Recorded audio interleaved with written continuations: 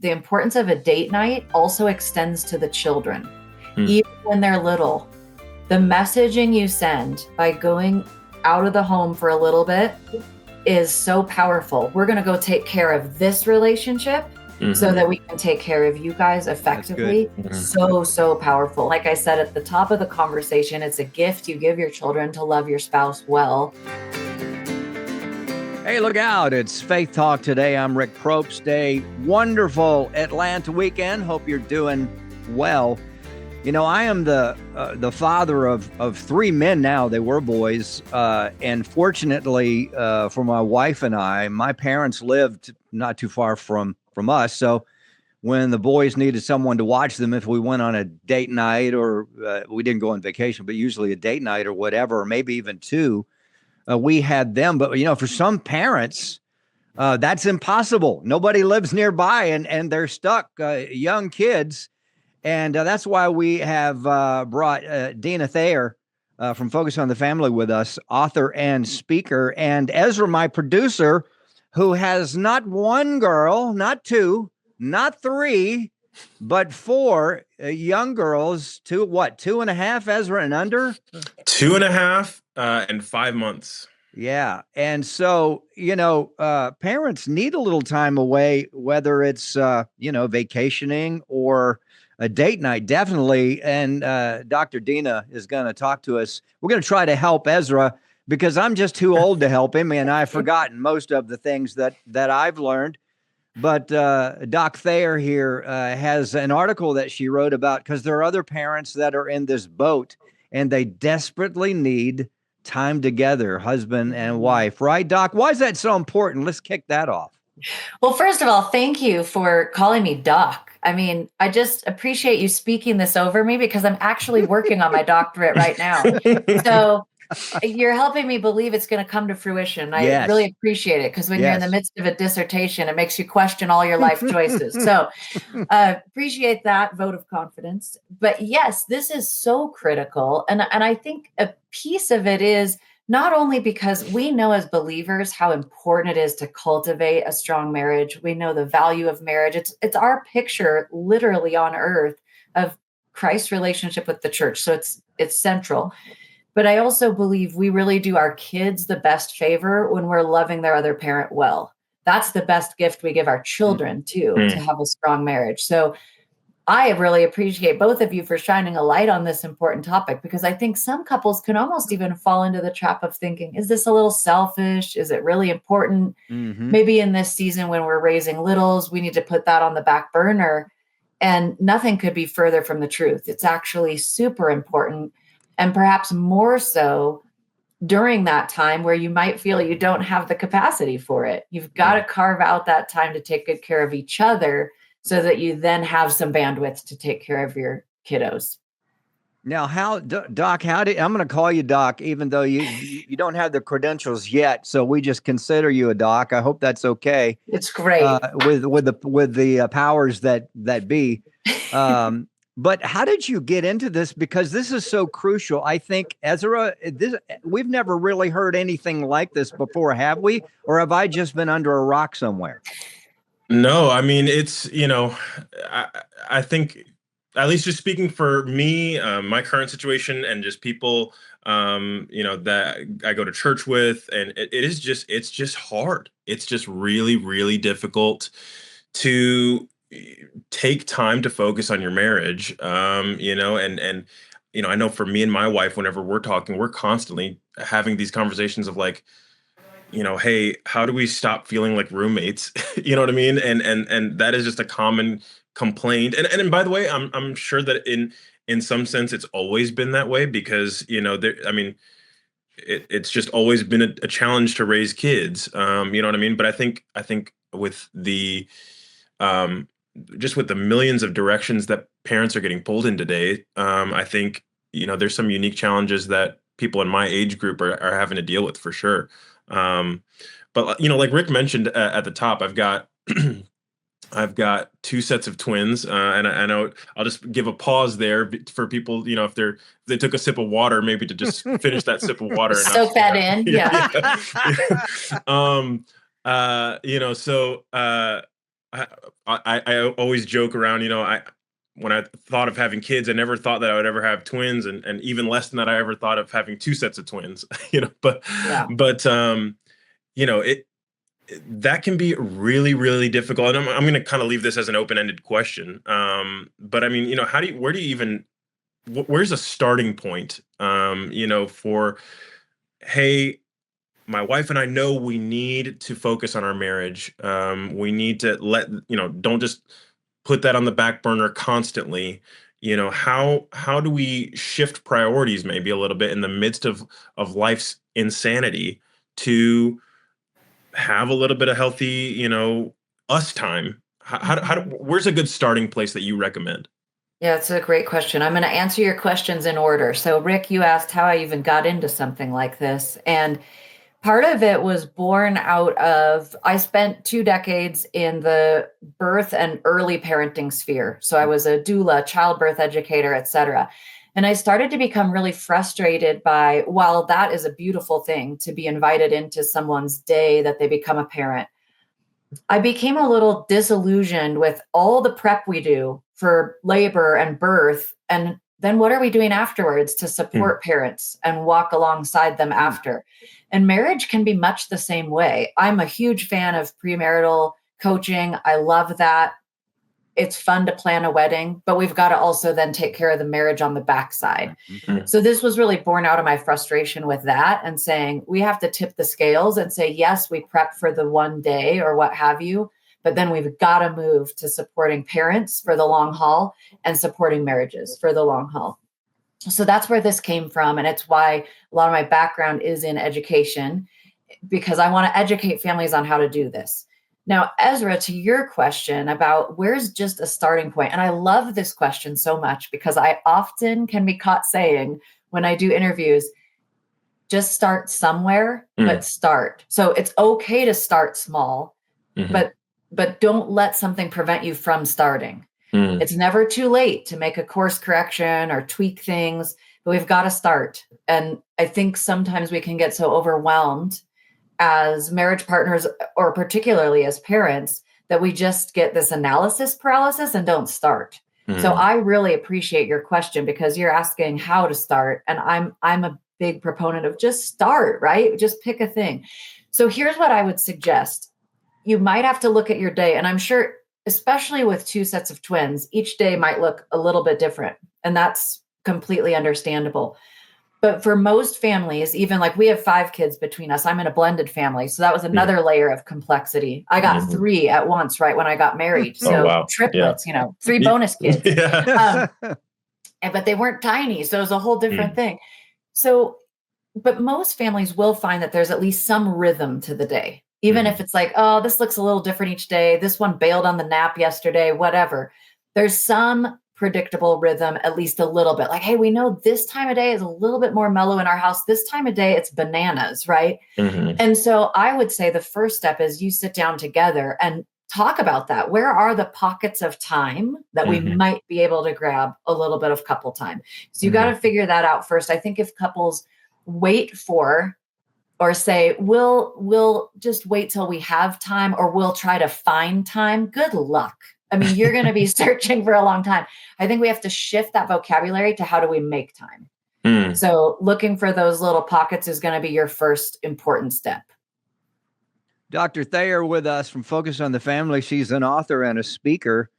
And thanks for adding that in, that you just bam into a blended family and you gained three more. So, I mean, my wife and I talk about Ezra and Abby about their situation. Of course, the first thing that people think about Ezra and Abby, they go, "Why? Why did you do that?" Yeah. But they love their children so much, and they both, together and separately, lay down their lives. They really, really do, knowing the character of this man and his wife. And so I would think that maybe Abby or Ezra at times think, yeah, maybe this is a little selfish. But on the other hand, know for sure that they desperately need time together, as a couple And so how you have specific things that folks can do. I know Ezra's probably, I mean, how many couples out there have 4 under the age of 2? I guess you couldn't quantify that, right? But so they've got kind of an isolated, in a sense, it can be done, but it's kind of isolated. The average family, let's say they would have 2, right? So let's go step by step. What is something they can do? Would it be relationships? Maybe they don't have parents around.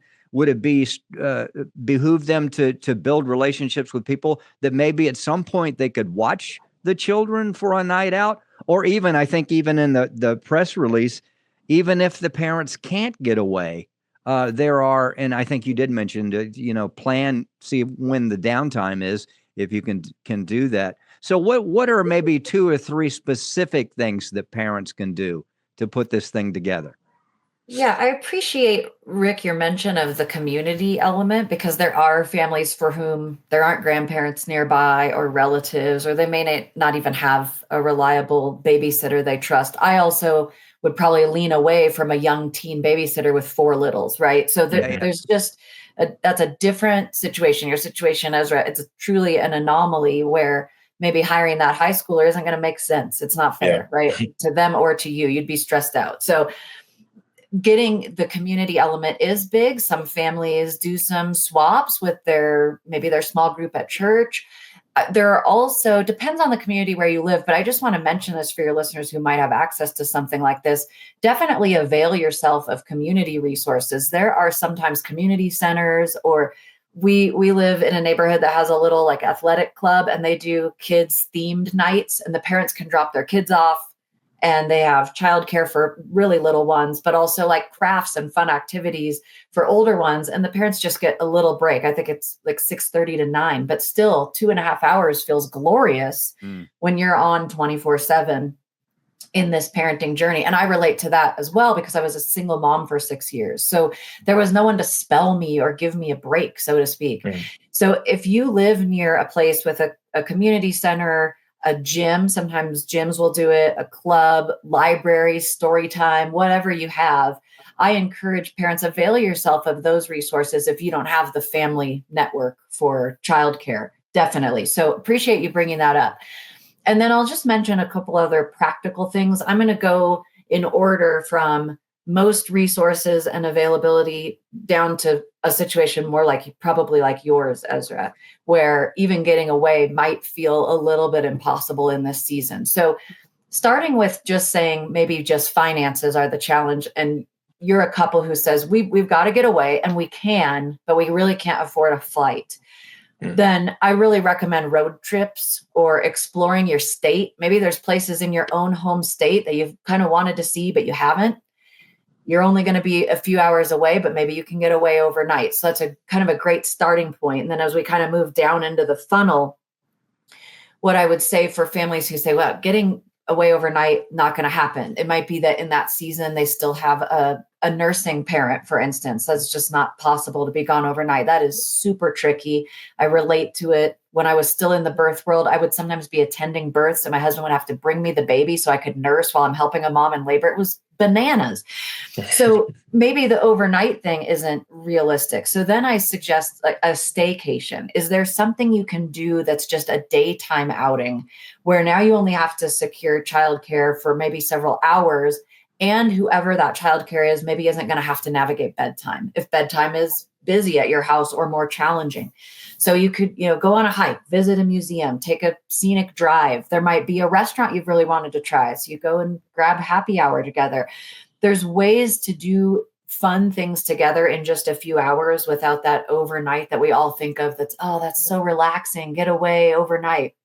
But maybe you just drive to the nearest town, or if there's a city you've wanted to explore.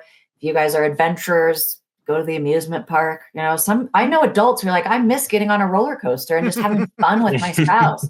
So if you've got one nearby, take advantage of it. There's also a lot of ideas. So if you're a couple that says, hey, we're really struggling with ideas, there are websites with ideas for little day trips. There's date scratch off books. My husband and I, when we moved to Colorado, my sister, bless her, gave us a box of scratch off cards of little things we could do in Colorado just to explore our new state. Wow. That's been such a blessing. And it brings a little spontaneity because we don't know what it's going to be until we scratch it off. And to be sure, there's been a few where we went, nope, that's not for us. But it's really fun. And it brought a level of spontaneity that we maybe didn't have. You can easily kind of, I think also as couples get into a rut of we kind of do the same thing every time we have couple time. Yeah. So that can be really a fun idea if you're just struggling for ideas and you can't leave the kids with grandma overnight. Now, dates are really important too. So say that all day staycation, still out of reach. We're only going to have a few hours. Then the date. And Rick, thanks for mentioning how important to you while you were raising your boys. The importance of a date night also extends to the children.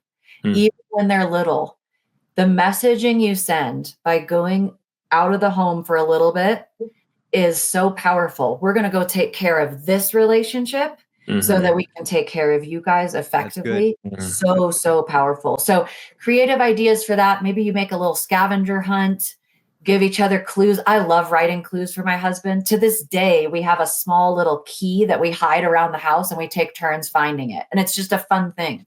And we have a little X and O, a little metal X and O. We hide around the house. Whoever finds it gets to pick a date. So finding ways to bring some creativity to the date, especially if the date is all you can do and a getaway isn't on the docket. Those are really, really helpful. Developing a skill together. Maybe you learn a language. Maybe you take dance classes, join a book club. Learning together is really powerful as well. I love suggesting that for dates. So, and then I'll say this, if you're the person who said, I need my date to at least feel like a vacation, find a resort nearby that has a day pass. Go lay in a lounge chair, sip the fun drink with the umbrella in it, whatever you need to do. If you're that person where like vacation isn't happening, but can the date feel like a vacation? Yes, it can. So that's even a way you can look for some of that. Hey there. If you're enjoying Faith Talk Today, make sure that you click the subscribe button to our YouTube channel and give this video a thumbs up.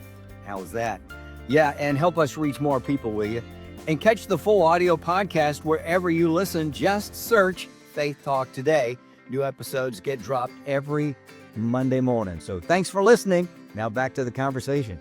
Ezra, let me reset, and then I'm going to toss it to you. Deana Thayer is from Focus on the Family. She's an author and a speaker, and she's lived this. This is not just, hey, I think I'll write a book and just throw stuff on a page. This is stuff that not only has she lived, but also she's communicated this to so many parents and helped so many parents. And there's an article that you can check out. Go to focusonthefamily.com. We're helping parents that are in that hectic phase. This will be a different conversation in about 6, 8, 10 years. But for right now, it can be, the war zone, if you will, or meatball surgery, as we used to say on MASH. So, Ezra, what do you think? Yeah. Well, first of all, just a couple of things to highlight from your previous answer, Deana. First of all, shout out to blended families. I grew up in one. I was the only one from my mom, and then my, stepfather brought in 2 kids from his previous marriage. And by the grace of God, that is just a beautiful story. I always just refer to them as, my stepfather, brother, sister, just on the introduction, and then never again, because never again. Yeah. God just worked that out in just such a beautiful way. But that's amazing. I love that. And so shout out to blended families. But I love some of just the creative ideas, learning a skill together. I think that's super fun. The scavenger hunt thing. My 10-year-old brain still just loves that. That's a great. I'm taking mental notes as we're talking about this. A couple of directions maybe I want to go in. I'll pick this one for now. By the time this episode airs, it's going to be right in the swing of school. And I know, we're getting back into school, beginning middle of August. And that also kind of brings maybe a new hiccup, or new whatever you want to call it. That brings with it school activities, maybe some extracurriculars, some maybe interesting things to navigate there. Is there any unique you know thing that you can add into the mix there of how couples can navigate the school year, with kids? I'm a little ways away from that. My kids are still Mhm. pretty little, but eventually we will get to that point where we're basically, my wife and I might feel like Uber, where we're just Ubering our kids, left and right. So how do couples, have you found unique ways for couples to navigate the school year? It's a great question because you're right. Activities really ramp up, and it might be that family dinner on a weeknight just becomes well nigh impossible for a few months, depending on which sports season it is. And certainly for us with five, we were like ships passing in the night. It was like, I'm driving this one Yeah. to theater, you're driving that one to baseball, see you later. And it is a challenge. What I recommend, and then I want to point out that there's also a hidden benefit sometimes to the school year. There's a couple things that can be really helpful. One is you really have to talk through, especially for you, you got a whole crew, right? You're going to have four. So you have to talk through what are our boundaries around activities, because we're seeing a lot of kids end up hyper scheduled. Mm, Parents are just saying yes to everything. Yeah. And mm, so it may be in a family with multiple kids that you have to take turns. Like these two are doing something in the fall, these two get the mm, spring, or everybody can do something, but everybody only gets one. mm, With my two biological kids, we had always had a thing. You get one fine arts thing and one athletic thing, but that's it. And we, mm, we, we just can't go beyond that, or it gets too crazy. Or trying to say you can have an activity that's part of a co-curricular. It happens during the school day, and only one that's outside the school day. mm, So part of this for families and couples is really strategically talking about what are we going to allow so that we don't end up burning the candle at both ends. mhm, Another great idea that I'll just mention is to have one day that's your own family Sabbath, so to speak, where you mm, say no to anything. mm, And so for us on Sundays, we did not do sports. Even if the league had a game, we weren't going. mm, And we also didn't say yes to other things. And we just let families know that. And you know what? Actually, we never really had somebody get spicy with us about it. They really mm, respected when we said, hey, if you're having a birthday party on a Sunday, my child's not attending. I'm sorry, that's our family day. mm, And that really helped us just guard some family time, which is mhm. adjacent to this discussion about couple time, right? Right, Because you right. also have to do that as a family. So those are just a couple ideas. And then I just want to mention, though, there is a little hidden silver lining to the school year. And that is once your kids are in school, which is coming for you, a few years off, but it will get there. Yeah. Some couples find they're able to carve some unique day dates out. Mm, Uh, Now, this won't work for everyone. If you're both in a setting where you go off to work at an office, maybe you'll have to be more creative and just get together for a fun lunch date sometimes. But for instance, I have a spouse that works remotely. So occasionally we were able to be creative and carve out a little time while all five were at school. mm, And what a blessing to us, particularly as a blended family with the visitation and back and forth. We had any number of kids on any given day. We had to get pretty creative about time together. So for couples where a daytime option is available, I would just posit, hey, school can actually be a good thing too. You might find new ways to get creative or drop all the kids off at school, go grab breakfast together before you get into your work day.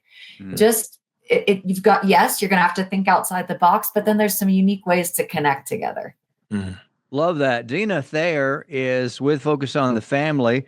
Doc Thayer has an article she put out, and you check it out, focusonthefamily.com. We're specifically talking about couples that have younger kids where they need time together, but it's sometimes it looks impossible. But Doc Thayer's given us the possibilities there. I hope it's helping you out. I think it is. And maybe this is not you. Maybe you're a grandparent or an uncle or an aunt. This is a great thing to think about, or a church member, a small group member, whatever. And you're thinking, hey, there's a young couple in our church, and I'll bet they're struggling with that. Maybe we could step in as older folks and help them out in some way. Ezra, I want to ask you a question. I don't know Abby that well because, I work with you, Mhm. but who is less likely to say no when, I mean, like Doc Thayer brought up just a great example, the birthday party thing. You could actually fill your lifetime 365 with somebody having a birthday. And, that doesn't stop when they get older, it gets worse. Because then you got to go, no, I can't go to a birthday party every single Saturday, every single Saturday. So who's less likely to say no, you or Abby? I would say of the two of us, Abby is more likely to say no to the extra stuff, and I'm the one who's less likely, because I'm the social butterfly of the two of us. I like to be out and about with other people, and so that's definitely a challenge for me. Although, as the schedule does tend to fill up, and it's like there's less and less time for just our family. I do recognize that is a need that needs to be addressed. We need family time, and within that we need couples time. So as we're talking about, I did want to ask this one maybe last question as we're kind of wrapping up. I know we're getting close to time, but there have been seasons where I know, just speaking for us, but also knowing some couples my age that have littles, where date night, it feels guilty, and you're kind of like, oh gosh, is this okay for me to get out? Is this, I feel bad leaving the kids with my parents or with a friend or whoever it may be. You feel that kind of tug. I would say probably of the two of us, probably my wife feels that more than I do, which I think is natural, just with the maternal instincts there. But I don't know. Do you have anything to speak into that? What the Bible says about that kind of thing, of just like the importance of shepherding your own marriage, and highlighting the need to take time together as a couple, and maybe fighting off some of those feelings of guiltiness. Yeah, you are speaking any mom's language. Mom guilt is real, and they'll find a way to feel it in almost every category of life. And I certainly don't want to pile on and add to that guilt. What I want to do is remove that and say, this is so powerful and important. And like I said at the top of the conversation, it's a gift you give your children to love your spouse well.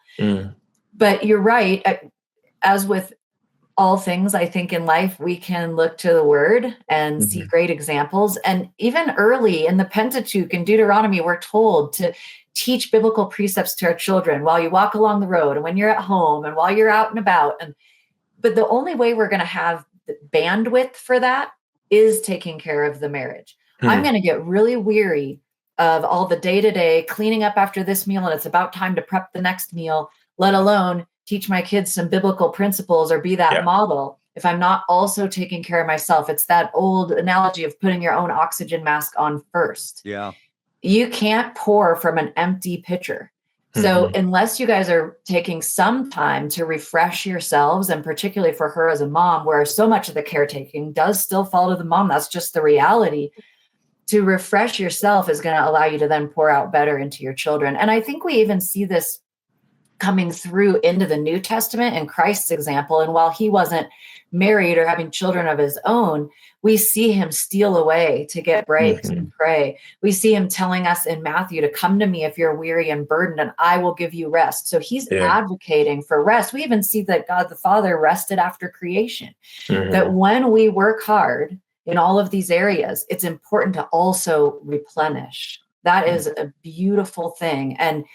And we've got to remove that scarlet letter of guilt that's so easy to put on, because it's essential for moms and for dads that we don't feel bad about it. Instead, we know that we're doing God's work when we take good care of our marriage. And just a last thing I'll say to your situation currently, I think it's also important for parents, and I write about this in the article, to get outside the box in terms of thinking, does a date have to mean there's no kids around?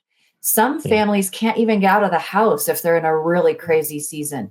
But could you maybe feed the kids their dinner first, and then you have a candlelight dinner after you put them to bed? Sure, you could. Or could you all snuggle up for a family movie, build a tent with cushions and blankets in the middle of the living room, let the little ones crash out, and now you at least get to snuggle, How often you even get to sit by your spouse and hold hands on the couch? Not a lot when you have littles.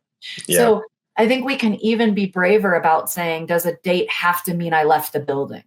And it just means some creative connection with our family. You can even do themed dinners. We did this a lot with our kids. They thought it was so goofy, like have breakfast for dinner, come to the table in your pajamas. It's almost like a family date, like make some fun. And that's really the key to me, is a date means you as a couple, and sometimes as a family in this season, are doing something that gets you out of the day-to-day, that breaks the stream of the mundane. Do something that creates a little unique memory. And that's really all it takes to give you a fresh perspective and get you ready to get back on the horse and keep going again with all of your duties to your family. Yeah. Deana Thayer with us from Focus on the Family. Yeah, I hate the time has run out because there's so many other questions that we would love to ask. Doc, we'd love to have you back, because you brought up a point, both of you, about blended families. I would love to talk about blended families. I've never been a part of a blended family except for brother-in-laws, sister-in-laws. Pastoring since 1989, I've dealt with many blended families and have heard a lot of the same issues, have seen the same issues year after year. And I think that's something that needs to be addressed. I mean, beautiful. I didn't realize about the Ortiz family and how beautiful that they've connected together. That's not a common, I mean, that's almost like, wow, that's a miracle. So I'd love to talk to you about that, how to help those that are in blended families, spouses, children, his, mine, and ours, the whole gamut, because I really think that's something that we could help a lot of people. So if you're up for it, maybe we could do that. Oh, I would welcome it. I mean, that's really the passion of my heart. My husband and I have been doing blended family ministry for a decade, and we're passionate about preventing the cycle of redivorce and walking alongside families in that situation. I would love it.